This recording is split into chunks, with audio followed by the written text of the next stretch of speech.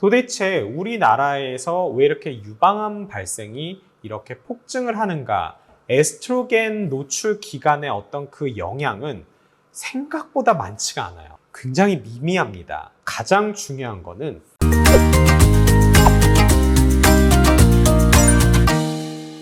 안녕하십니까.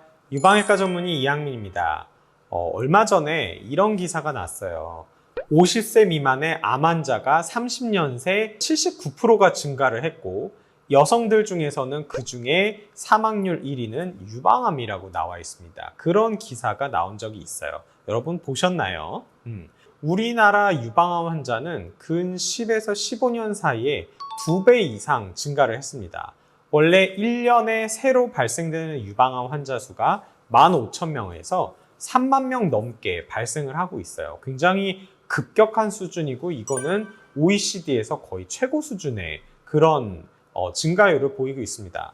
폭증이라고 표현을 해도 과언이 아닐 정도죠. 그래서 도대체 우리나라에서 왜 이렇게 유방암 발생이 이렇게 폭증을 하는가에 대해서 한번 말씀을 드릴까 합니다. 다른 전문가들이 이게 여성 호르몬의 증가 때문이다 이런 말들을 많이 해요. 초경이 빠르고 폐경이 늦고 여성 호르몬제 복용을 하고 이런 것들이 있는데 출산을 많이 하고 모유수유를 하고 하면은 유방암의 위험성이 분명히 떨어집니다. 에스트로겐 노출 기간이 줄어들기 때문에 그래요. 하지만 생각보다 에스트로겐 노출 기간의 어떤 그 영향은 생각보다 많지가 않아요. 학생 때는 그래서 애기 많이 낳고 모유수유 많이 하면 유방암에 훨씬 덜 걸리겠네 이렇게 생각을 했고 일반 여성분들도 많이 그렇게 생각하실 거예요. 하지만 굉장히 미미합니다. 그래서 에스트로겐의 노출 때문에 폭증을 했다고 보기는 상당히 어려워요. 물론 그게 영향이 어느 정도 있습니다. 우리나라는 세계 유례 없이 출산을 늦게 하는, 출산을 적게 하는 그런 나라이기 때문에 에스트로겐 노출이 그만큼 늘어났어요. 하지만 그걸로는 설명이 안 됩니다. 가장 중요한 거는 식생활 습관이 서구화됐기 때문이에요. 몇 번 말씀을 드렸지만 유방암은 선진국병입니다. 선진국화되면서 식습관, 생활 습관이 유방암이 잘 발생될 수밖에 없게 가고 있기 때문에 그것 때문에 폭증을 하고 있다라고 보셔야 돼요.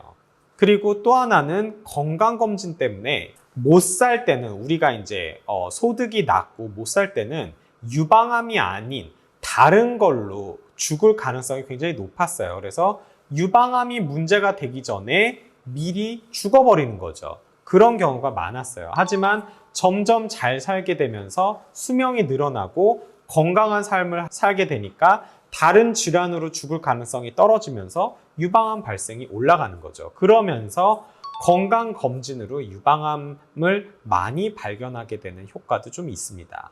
그래서 어쨌든 여러 가지 이유가 있겠지만 가장 중요한 거는 결국엔 식생활 습관 때문이라고 보시면 돼요. 잘 움직이지 않고 잘 먹어서 그리고 특히 잘 먹는 음식들이 기름지고 동물성 지방이 많고 탄수화물이 굉장히 높은 그런 음식들을 먹게 되면서 유방암의 발생이 많이 늘었다라고 생각을 하시면 돼요. 나는 유방암에 걸렸는데 나는 굉장히 마르고 운동도 열심히 하고 나는 탄수화물 별로 안 먹고 되게 식단 조절도 열심히 했어요. 그럼 나는 뭔가요? 그거는 개개인의 차이가 있는 겁니다. 전체 인구로 봤을 때 그런 영향이 가장 크다는 거라고 생각하시면 돼요. 그리고 사망률이 높아졌는데 사실 유방암 때문에 돌아가시는 그런 확률은 옛날이랑 비슷해요. 왜냐하면 유방암 때문에 돌아가시는 분들은 결국엔 전이가 돼서 돌아가시는 건데 사망률 1위가 유방암인데 그만큼 유방암이 안 좋아서 죽게 되는 거냐? 그게 아닙니다.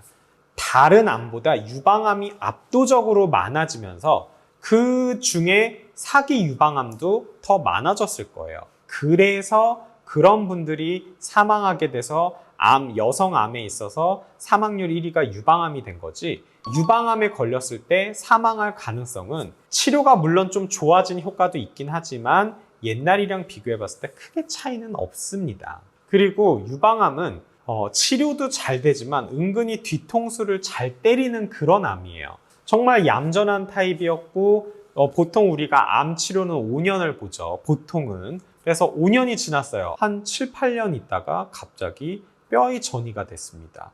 이런 식으로 되는 경우가 심심치 않게 있습니다. 여러분들이 이 유방암에 대해서는 좀 관심을 갖고 예방을 할 수 있는 노력을 좀 하시는 게 중요하다고 볼 수가 있겠습니다. 오늘 영상 여러분들께 많은 도움이 됐길 바라면서 다음 영상에서 그럼 유방암을 예방하기 위해서는 어떻게 해야 될지에 대해서 말씀드리도록 하겠습니다. 감사합니다.